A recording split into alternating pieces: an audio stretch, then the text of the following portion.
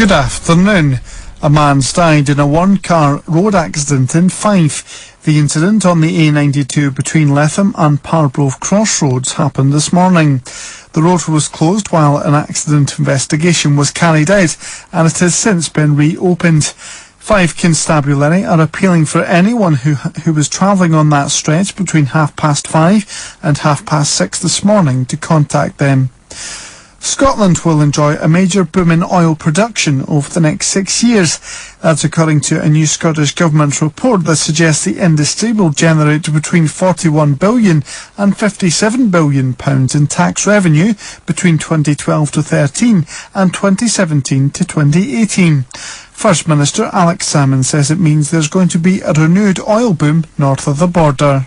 It's very, very important for us to understand we're actually on the cusp of the second oil and gas boom, and we're talking about an industry which is going to be here for the next 40 or 50 years. The actual value of the resource to be extracted is greater over that period of time than the last 40 years. This is very much the sunrise of oil and gas in Scotland, not the sunset. Chris Huhne and his ex-wife Vicky Price have arrived at Southwark Crown Court to be sentenced for perverting the course of justice. Ms Price was convicted last week of taking speeding points on the politician's behalf in 2003.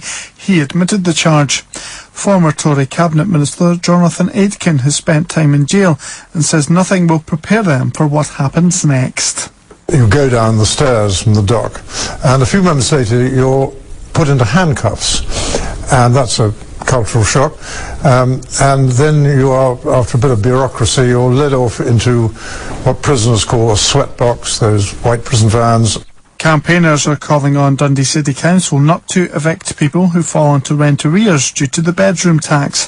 From the start of next month, social housing tenants with one or more spare bedrooms will have their benefit cut. Bin the bedroom tax are planning to protest at a council meeting later.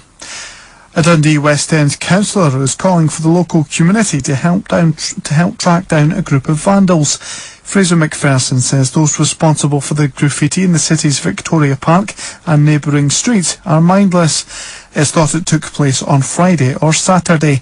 Councillor McPherson wants to see a CCTV van being deployed to deter vandals. I think there's absolutely no doubt that this sort of mindless graffiti vandalism has to be stamped out. I've asked Tayside Police if they can consider the use of mobile CCTV in the area to hopefully deter any further instances of this sort of vandalism taking place.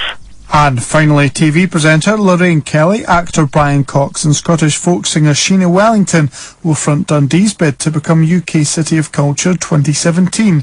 They've been unveiled as the culture champions for Dundee as it competes with